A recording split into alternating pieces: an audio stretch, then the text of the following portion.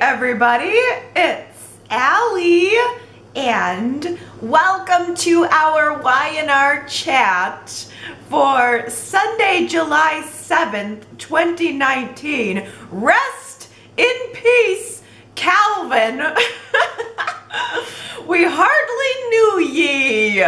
Literally, we hardly knew him. Within our little soap world, Calvin was born to die within the span of 1 week's time. I don't know what to think about this guy. The beginning of the week, Chelsea was describing him as a kind, gentle old man, an adopter of children. Midweek, he was giving me a sinister, creepy vibe, and by Friday he was dead. I don't know.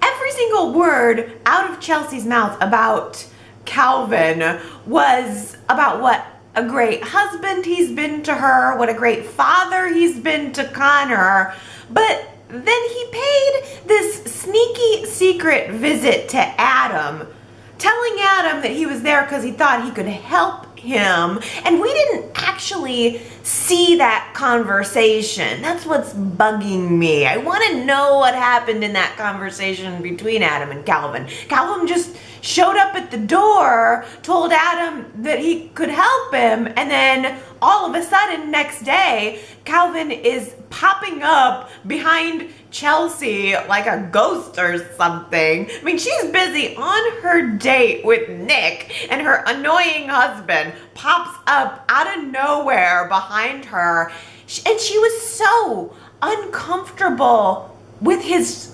presence. Just even him being there made her completely change her vibe. Suddenly, I was just getting the impression that Calvin was holding Chelsea hostage or something, or maybe he was blackmailing her into that marriage, that something on the up and up was not going on there, that it just wasn't a legitimate marriage. After all, Chelsea did tell Nick that she met Calvin through Anita. So he was somehow tangled up with Chelsea's mom, which means he was either a Mark or another con.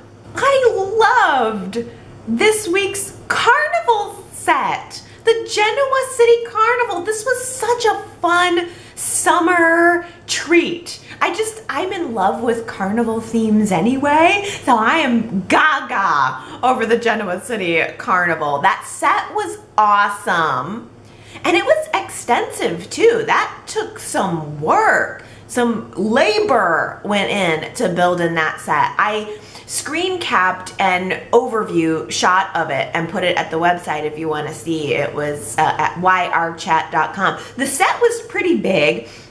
It was pretty elaborate, really, but it was also very well detailed. It was decorated to the nines. There was a lot of little interesting touches if you actually stopped and looked around. So it was really very impressive on a technical level, but also on a story level. I really liked that we got to see our town billionaires like Victor and Devon walking around and hobnobbing with the rest of Genoa City society, the normies.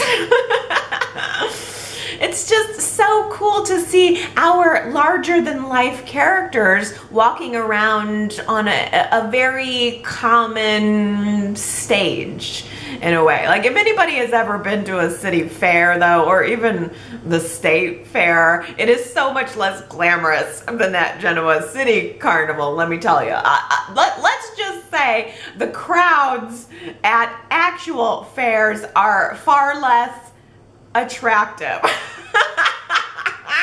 It is not a whole lot of models and extras wandering around in the background. I mean, none of the carnivals I've ever been to anyway. Any carnivals or fairs that I've ever been to are just sweaty and greasy and gross and drunk. Let's not forget drunk. There's a lot of that going on in those beer tents. I think in that way, Summer and Theo were representing the reality of what carnivals really are. Summer had snuck in a flask full of, I don't know what, maybe vodka or something, and they were drinking it off in the corner. That's a little closer to what I would have experienced. Some stumbling around at the carnival. Yeah, it was definitely way better than reality, because in reality it's just a waft of cheap beer, fumes, and puke. The Genoa City Carnival was far more glamorous, and so that's where I would want to be.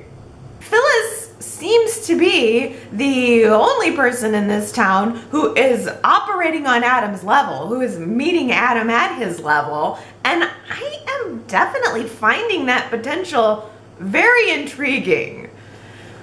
All in all, I am finding Michelle Stafford as Phyllis should be very intriguing. I still love Gina and thank Gina, but man, Michelle Stafford is killing it. She is a way better actress than I think she used to be. I really think that she's grown a lot. She kills it in her scenes with Adam. She kills it in those scenes with Kevin. There's just this sexy comedic element to her delivery that is just so totally unique to Michelle Stafford. I laughed at the scenes where she was at the carnival and she was shooting targets and there was this poor carny guy behind the booth who was probably so turned on by the fact that she was just sexily shooting these targets. I have a feeling that that carny guy would have given Phyllis all the stuffed animals if she would have wanted them. He would have given her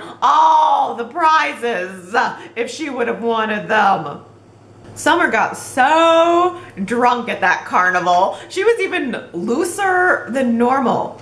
And Summer's usually pretty loose. And she was more cynical than normal. And Summer's usually pretty cynical lately. She became surly Summer. And she was spouting off to Theo about Kyle every 10 seconds or so, completely oblivious to the fact that Theo is sitting right there, really, really into her, would really be happy to help her move on. And, you know, I gotta hand it to him. He just got so tired of her complete lack of self-awareness that he finally just got up and left, went to a business meeting in Austin a day early, and left Summer at the coffee house, drowning in her espresso and water bottle vodka. She deserved it. It was good. Oh, I loved Victor and Nikki at the carnival, by the way. Oh, they were so cute. Nikki carrying around the bear, and then like she had a moment where she had a box of popcorn and she went to kind of eat it with her tongue, and I thought, oh, well, that's very realistic. You know, when the popcorn gets really high in the tub and you just like, rather than get in it with your fingers, you just go for the tongue. She did that and I thought it was cool. What is up with all these folks wearing cocktail dresses and high heels to the carnival? Yeah, it's a little off, isn't it? Cocktail dresses at the carnival. I mean, the way people, again, dressed at the Genoa City Carnival is far more classy than the kind of dress you're gonna see at the real life carnival. Probably far less like sweaty BO too. But okay, just speaking of dresses, I loved Chelsea's white and red striped jumpsuit that she was wearing. It was perfect for carnival. That whole thing with a bow in the middle and the tie, that whole thing said carnival with the red and white stripes. That was a perfect fashion choice. There's a lot of jumpsuits on the show right now. That must be the style. I can't pull it off, but I love that these guys are pulling it off. Yeah, carnival fashion. We should have done a whole segment on carnival fashion. Best and worst dressed. How about we just do it now? Best and worst dressed for the carnival. My vote is Chelsea for best. I'll have to put my brain into thinking about who was the worst. I'll think about that one. Okay, everybody, it's time for this bestie to get going. I hope everybody had a wonderful holiday, a wonderful week. Head on over to the website. Leave me some comments. It's always fun to get your feedback, especially throughout the week. I had some technical glitches this week. Like my entire computer crashed, and so I didn't get screen caps and all that up at the website quite as quickly. Gah. But I got everything fixed. I am back on track, and I will be back next week just the same. I love you guys. Have a really great one.